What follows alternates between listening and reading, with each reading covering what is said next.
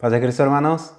Bienvenidos de nuevo a esta nueva transmisión. Seguimos entusiasmados, emocionados y agradecidos con el Señor porque nos permite nuevamente seguir con nuestra serie de Timoteo, verdadero hijo en la fe. Así es que sean bienvenidos todos y cada uno de ustedes a esta transmisión en vivo de nuestra célula El Grove.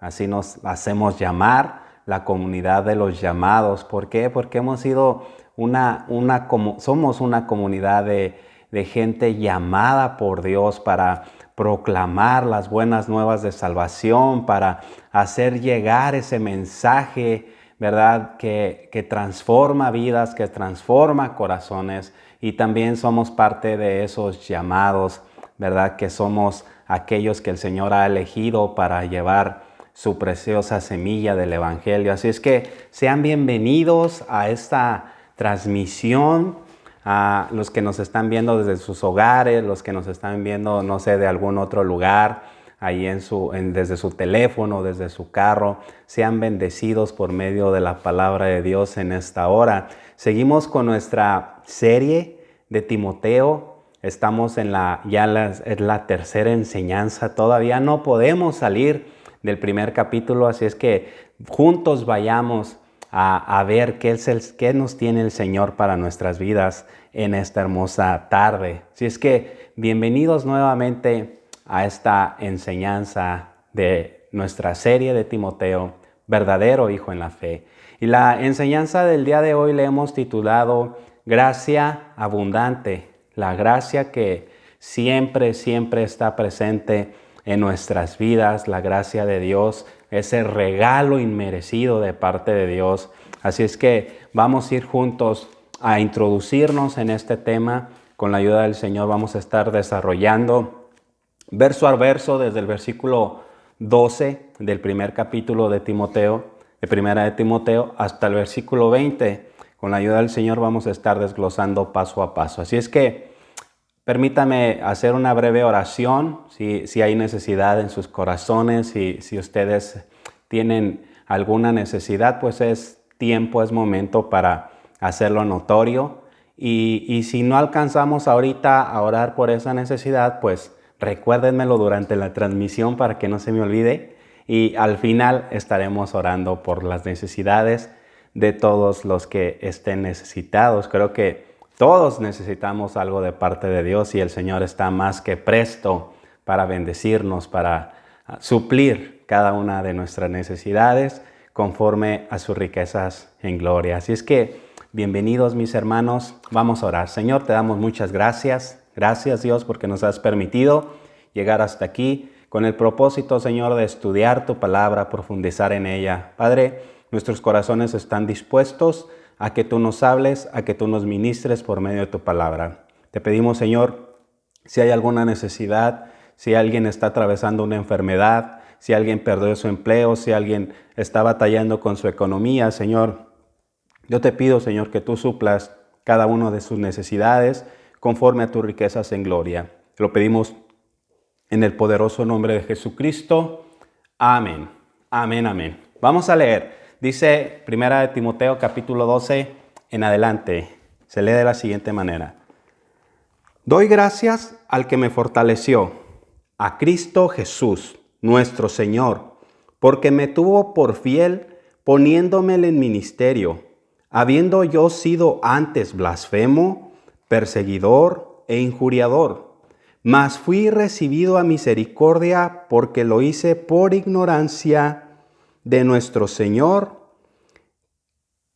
fue por ignorancia e incredulidad, pero la gracia de nuestro Señor fue más abundante. De ahí es donde tomamos el tema de hoy, con la fe y el amor que es en Cristo Jesús. Palabra fiel y digna de ser recibida por todos, que Cristo Jesús vino al mundo para salvar a los pecadores, de los cuales yo soy el primero. Pero por esto fui recibido a misericordia, para que Jesucristo mostrase en mí el primero toda su clemencia, para ejemplo de los que habrían de creer en él para vida eterna.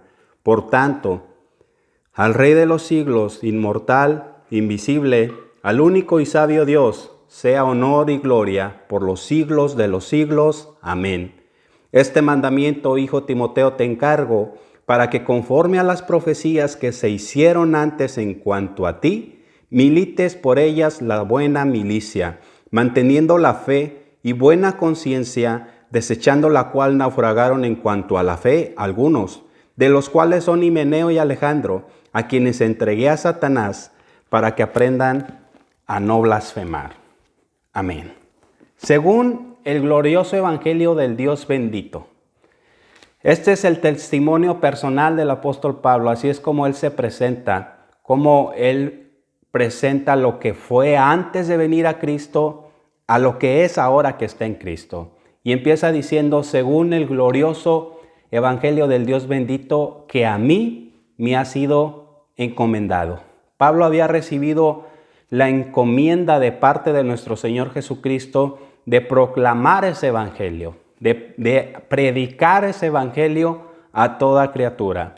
Nuevamente nos encontramos con una de esas declaraciones únicas que el apóstol Pablo usó al escribir a este joven predicador llamado Timoteo, del cual sabemos que fue desde muy joven fue instruido en las Escrituras y fue una persona que honró a Dios toda su vida. Estas declaraciones no las encontramos en sus epístolas a otras iglesias, solamente en las epístolas pastorales como Timoteo, Tito.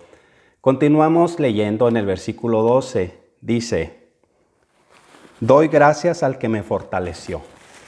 De este primer capítulo. Doy gracias al que me fortaleció, a Cristo Jesús, nuestro Señor, porque teniéndome por fiel, me puso en el ministerio. Aquí Pablo da gracias a Cristo Jesús, nuestro Señor. Al hacerlo, él enfatizó el señorío de Cristo, la deidad de nuestro Señor Jesucristo. Él está declarando el señorío de Dios sobre su vida, que Él es el dueño, que Él es el Señor de su vida. Y añadió, teniéndome por fiel, me puso en el ministerio. Al decir que alguien era el Señor de sus vidas en los tiempos de Pablo, era un asunto peligroso. Era un asunto que le podía costar la vida, porque en ese tiempo Israel estaba operado por un imperio llamado el Imperio Romano, y el César se hacía llamar el Señor, se hacía llamar casi el Dios de la gente. Y el escuchar que hubiese, mejor dicho, otro Señor, creaba un conflicto entre los seguidores de César y los que no lo seguían. Pero los verdaderos seguidores de Cristo confiesan y confesaron que Jesús era su Señor. Jesús era el que los mandaba. Jesús era el que dirigía sus vidas hacia donde Él quisiera. Él enfatizó el señorío de Cristo y añadió, teniéndome por fiel, me puso en el ministerio. La idea de la palabra ministerio hoy es una palabra muy mal entendida. Todos los creyentes, los que han verdaderamente creído en Cristo, están en el ministerio de alguna u otra manera. En realidad, debemos decir que ninguno de nosotros está fuera del ministerio si somos hijos de Dios. Es decir, que cada creyente tiene un ministerio. Y la palabra que se utilizó aquí para llamar ministerio o el ministerio es el mismo término que se usa para la palabra diácono. En el Nuevo Testamento escuchamos mucho esta palabra, la palabra diácono, que significa servidor o aquel que sirve. Así es que si tú estás en un ministerio, si eres creyente, eres parte del ministerio y eres un servidor, un llamado a servir. Y cada creyente es un servidor de Jesucristo. Todos los que han reconocido a nuestro Señor Jesucristo como su Señor son siervos del Señor. Porque Jesús nos puso un gran ejemplo al venir a esta tierra. Dice la palabra de Dios que Él no vino a ser servido, sino a servir y a poner su vida, a dar su vida en rescate por muchos. Así es que nosotros no podemos hacer menos que lo que hizo nuestro Señor. Pablo aún llamó a los gobernantes ministros, servidores de Dios. Toda autoridad está puesta por Dios y de alguna otra manera en el plan soberano de Dios, ellos son dirigidos, ellos son movidos a que el plan soberano de Dios sea cumplido por Dios y por medio de ellos. Solemos decir que hemos votado por cierta persona o que el pueblo ha puesto a determinada persona en un cargo oficial, pero creemos que algunas veces Dios interviene y prevalece sobre quién ha de ocupar ese cargo. No, muchas de las veces nosotros queremos poner a la persona más agraciada, a la persona que tiene más talento, más capacidades, que se desenvuelve mejor frente a las cámaras, que tiene un conocimiento perfecto y maneja perfectamente un segundo idioma, en este caso el inglés. Y muchas veces nosotros vemos lo que se ve por fuera, pero Dios mira el corazón. Dios mira la disposición de las personas por servirle. Es por eso que en el ministerio podemos ver personas que ante nuestros ojos no significan y no imponen absolutamente nada, pero ante los ojos de Dios son siervos, ¿verdad? Siervos del Señor. Pablo también estaba agradecido a Dios porque Él le había colocado a su servicio como un misionero, de haber sido un perseguidor, un injuriador, un blasfemo, etcétera, etcétera. Él habla así de sí mismo. Ahora está agradecido con Dios porque le ha puesto como un servidor, como un misionero, como un apóstol de Jesucristo. Recordemos que la palabra apóstol es el que ha sido enviado. Y un apóstol, un verdadero apóstol, se dedicaba a ir a diferentes lugares, a abrir nuevas iglesias, a hacer la obra misionera. Cada creyente tiene algún tipo de servicio que lleva a cabo para el Señor. Si tú eres un creyente, debes estar involucrado en algún tipo de servicio que involucra las cosas de nuestro Dios. Continuemos leyendo el versículo 15. Dice, palabra fiel y digna de ser recibida por todos, que Cristo Jesús vino al mundo para salvar a los pecadores, de los cuales yo soy el primero. Sigue diciendo, habiendo sido antes blasfemo, perseguidor, injuriador, pero fui recibido a misericordia porque lo hice por ignorancia en incredulidad. Pablo no titubea y no tiene problema en presentarse tal y como él es. Aquí vamos a exponernos a nosotros mismos. Pablo dice lo que era antes de creer en Cristo. Él se sentía orgulloso de su fe. Él creía que él estaba haciendo las cosas bien. Él pedía cartas a los oficiales religiosos para que le dieran ese poder de perseguir a los hijos de Dios, a la iglesia, a los cristianos de su tiempo. Incluso no conforme con eso, él los obligaba a blasfemar, él los torturaba, les imponía un cierto miedo para que ellos dejaran de creer en Dios y blasfemaran de su fe. Este hombre no estaba conforme con perseguir a los cristianos, con torturar a los cristianos, sino que él quería hacerlos blasfemar de su fe, renegar de lo que Cristo había hecho en sus vidas. Así es que para nosotros podemos ver cómo la gracia abundante de parte de Dios para la vida de Pablo es algo que no podemos comprender, es algo que nos vuela la cabeza totalmente, porque como un hombre tan malo, tan blasfemo como él a sí mismo se dice, ahora es considerado como el apóstol de la gracia, el apóstol que escribió la mayor parte de las cartas del Nuevo Testamento. Cómo este hombre ahora puede inspirar nuestras vidas para entregar nuestras vidas de una manera sacrificial, de una manera sin titubeos a nuestro Señor. Hablando ya de su propia experiencia personal, dijo Pablo, aquí, habiendo sido blasfemo, Pablo usó esta palabra tremenda y dijo que él había sido un blasfemo, que él había hablado cosas que eran muy ofensivas para nuestro Señor.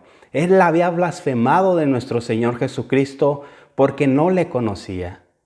En incredulidad, dijo. Él había blasfemado o maldecido al Señor Jesús y también le había odiado.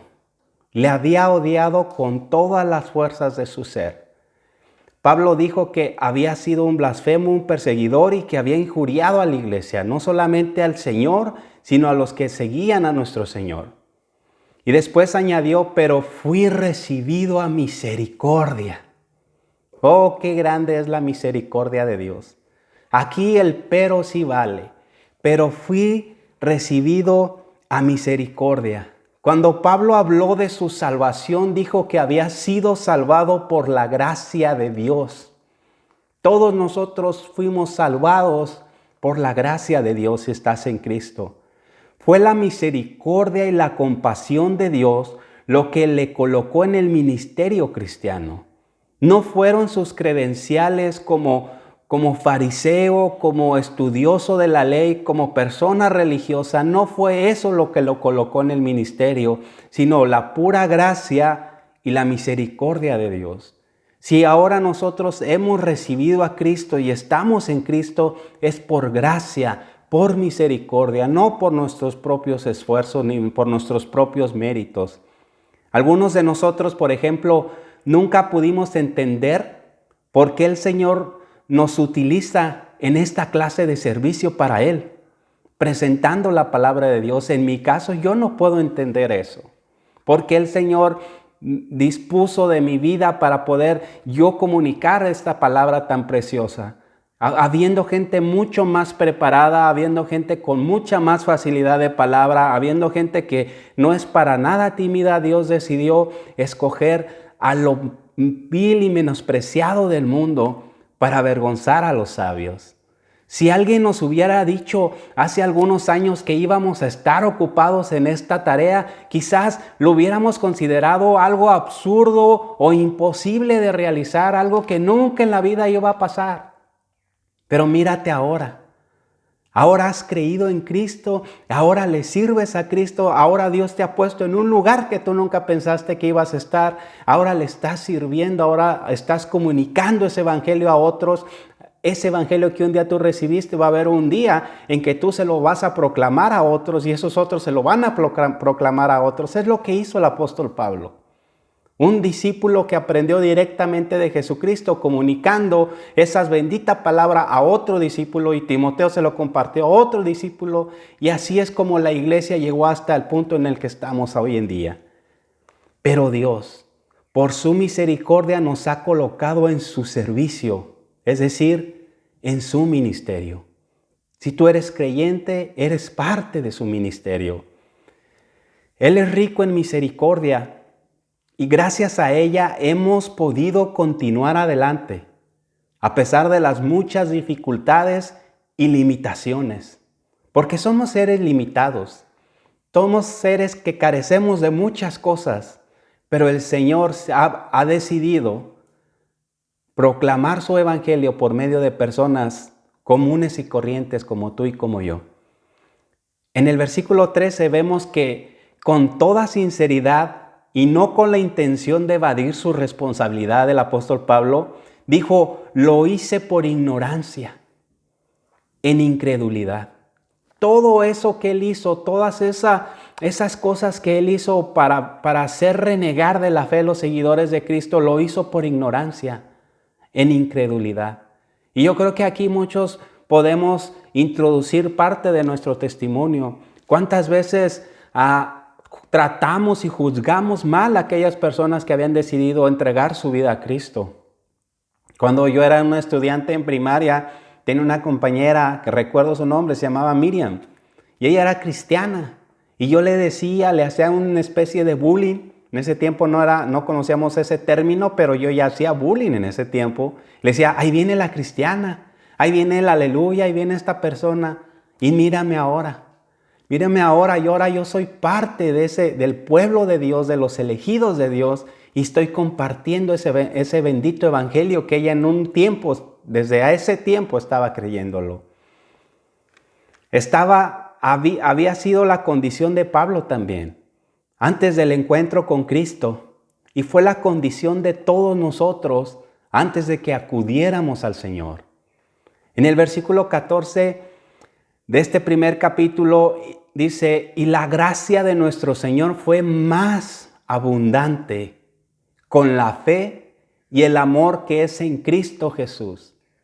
Quiere decir que aunque Pablo respiraba amenazas en contra de los creyentes y los obligaba a blasfemar, era algo muy fuerte, pero la gracia fue más abundante que todo ese celo perseguidor del apóstol Pablo. Fue más la gracia de Dios que el odio de este hombre hacia la iglesia de Cristo. Pablo fue salvado por la gracia de Dios que le trasladó al lugar de la fe y el amor que, como dijo aquí en ese versículo, hay en Cristo Jesús. Nuevamente deseamos destacar que la fe y el amor deberán ser manifestados o puestos en evidencia en la vida de un creyente. El versículo 15, nos habla de la palabra fiel y digna de ser recibida. No solamente por algunos, dice, por todos. Amigo que me estás escuchando, tal vez hasta ahorita tú dices, yo no sé qué tenga que ver esto conmigo, solamente está hablando a los creyentes, es para ti también. Esta palabra es una palabra fiel y digna de ser escuchada por todos. Esta palabra es para ti. Dios quiere llamarte, Dios quiere darte un nuevo horizonte, Dios te quiere dar una nueva razón de ser. Dios quiere transformarte así como transformó la vida de este hombre. Y como se ha venido diciendo durante esta serie, si Dios pudo con Pablo, Dios puede contigo. Dios puede transformar el corazón más endurecido para transformarlo en una persona muy diferente que no se sirve a sí mismo, sino que da su vida en servicio a los demás. Palabra fiel y digna de ser recibida por todos, que Cristo Jesús vino al mundo. Esta es la palabra fiel que debes de escuchar, amigo. Cristo Jesús vino al mundo para salvar a los pecadores, y dice Pablo, de los cuales yo soy el primero. Él no niega la condición en la que está, pero sí reconoce que la gracia de Dios es más abundante que toda su miseria en la que él estaba. Y este es un versículo muy importante de las Sagradas Escrituras, porque afirma que Él vino al mundo para salvar a los pecadores, no a los que se creían santos ni a los que se creían justos, no a las personas que viven una aparente vida de perfección, no a las personas religiosas, sino a los pecadores. Él no vino para ser el mejor maestro que el mundo hubiera conocido nunca antes, aunque verdaderamente Él fue el mejor maestro que conocimos en todo el mundo y no habrá otro igual que Él. Él tampoco vino a esta tierra para establecer un ejemplo moral que todos nosotros pudiéramos imitar, aunque realmente fue insuperable el ejemplo moral que Cristo nos dejó. Él vino al mundo para salvar pecadores. Cuando usted tenga la oportunidad, cuando tú tengas la oportunidad, amigo, para dar su testimonio, hermano, como cristiano, asegúrate de no decirle a la gente lo extraordinario que eres tú y no hablarle de las cosas que has logrado realizar. No hables de eso. Mejor dígale simplemente que eres un pecador y que Cristo te salvó. Eso será lo más importante que podemos transmitir a las demás personas. La transformación que solamente Cristo pudo hacer en nuestras vidas. Y aquí Pablo llegó aún más lejos en la descripción de su retrato interior. Él estaba abriendo su corazón, desnudando su corazón a los demás. Él estaba mostrando su realidad como es. Muchos de nosotros no nos atrevemos a decir lo que realmente somos. porque nos enfocamos en presentar una fachada ante los demás para no ser rechazados, para no ser juzgados, para que no nos digan lo que realmente somos. Pero ¿quién nos conoce más sino Dios? Hablando de los pecadores, dijo, de los cuales yo soy el primero. Él no se consideraba una buena persona, aunque era un religioso, aunque trataba de cumplir con todo lo de la ley mosaica. Él no se consideraba una buena persona después de conocer a Cristo. Tal vez antes de conocer a Cristo, él se sentía el más santo sobre la tierra quizás. Pero cuando te encuentras con Cristo, te ves vulnerable. Ahí, como Dios, como Jesús se le presentó a Pablo en ese camino a Damasco, él fue derribado. Su propio cuerpo cayó a la tierra, pero no solamente su cuerpo físico cayó a la tierra, sino todas sus ideas que él tenía, todos sus conceptos que él tenía de la religión fueron derribados y destruidos por el poder de nuestro Señor Jesucristo. Cuando nosotros nos encontramos con Jesús en un encuentro verdadero, genuino, nuestras vidas no vuelven a ser las mismas. Ya no nos creemos la última Coca-Cola del desierto, sino ahora decimos, Señor, tú eres mi Señor, no soy yo.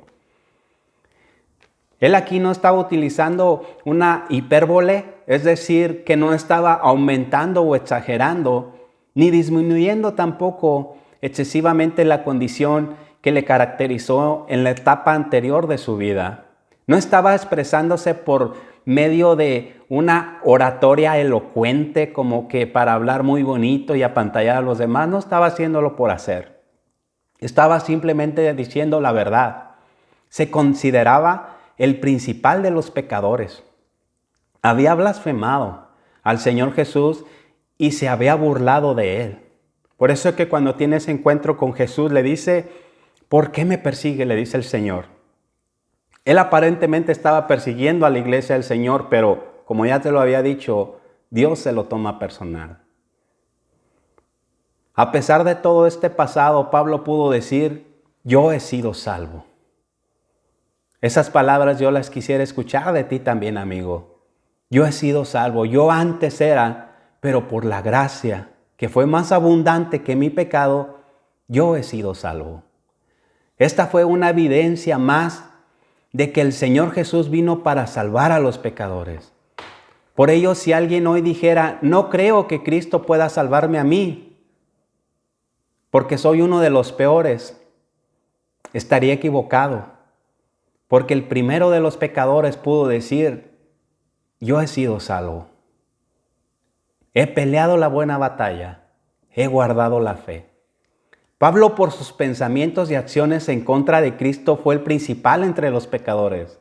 Y si el principal de los pecadores ya ha sido salvado por medio de la sangre y el sacrificio perfecto de nuestro Señor Jesucristo, tú también puedes ser salvo hoy, no mañana, hoy, si tú vienes a Cristo por medio de la fe. Así de fácil, no tienes que hacer más que entregar tu vida a Cristo, reconocerle como tu Señor, negarte a ti mismo, tomar tu cruz cada día y seguirle por todos los días de tu vida.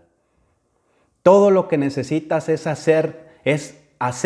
volverte a Cristo, volverte a tu Señor, a tu Creador, y Él hará el resto. Versículo 16 dice, pero por esto fui recibido a misericordia, para que Jesucristo mostrara en mí el primero toda su clemencia para ejemplo de los que habrían de creer en Él para vida eterna. Pero por eso fui recibido a misericordia.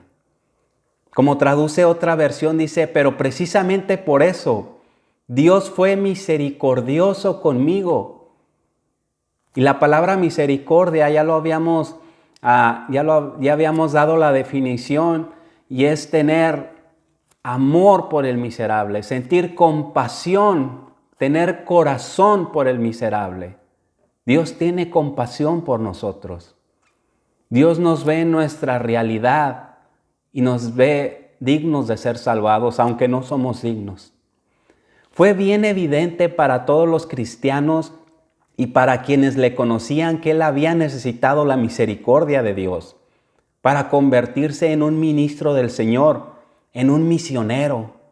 Y continuó diciendo el apóstol, para que Jesucristo mostrase en mí el primero toda su clemencia, para ejemplo de los que habrían de creer en él, para vida eterna.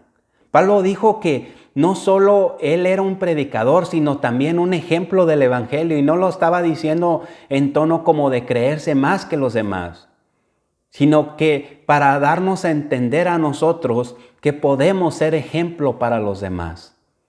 Y añadió en el versículo 17, por tanto, al Rey de los siglos, inmortal, invisible, al único y sabio Dios, sea honor y gloria por los siglos de los siglos.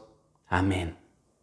Pablo simplemente no pudo continuar desarrollando ningún otro tema sin antes expresar esta gran afirmación, glorificar a Dios y darle toda la gloria a Dios por lo que su ministerio había alcanzado. Si nuestros ministerios han alcanzado algo, es tiempo de detenernos y darle toda la gloria a Dios, porque por nuestras propias fuerzas jamás hubiéramos logrado nada. ¿Quién es el Rey de los siglos? Es el Señor Jesucristo. ¿Quién es el Señor Jesucristo? Él es el único y sabio Dios. Nadie podrá decirnos que el apóstol Pablo no enseñó que el Señor Jesús era Dios. Jesús es Dios. Jesús quiere encontrarse contigo. Por consecuente, Dios quiere encontrar tu vida. Pablo lo consideró como el Dios encarnado, manifestado en un cuerpo humano. Y en estas palabras ofreció un gran testimonio público de esa verdad. Hoy nuestras vidas presentan ese reto de dar testimonio público de que nuestro Dios es Jesús y que Él es el Señor de nuestras vidas. Si vemos en el versículo 18, inicia otro párrafo que hemos titulado Un encargo a Timoteo. Eso también es parte de la gracia abundante de parte de Dios, que Dios nos hace parte del ministerio. Dios nos hace parte de esa gran labor, la cual es proclamar el Evangelio de Jesucristo. Y le dice, este mandamiento, hijo Timoteo, te encargo, para que conforme a las profecías que se hicieron antes en cuanto a ti, milites por ellas la buena milicia. Observa la frase, este mandamiento, hijo Timoteo, te encargo. Es un mandamiento, no es una opción, no es algo que nos lo dejan a nuestro libre albedrío. Este mandamiento te encargo, para que milites la buena milicia. Aquí es un término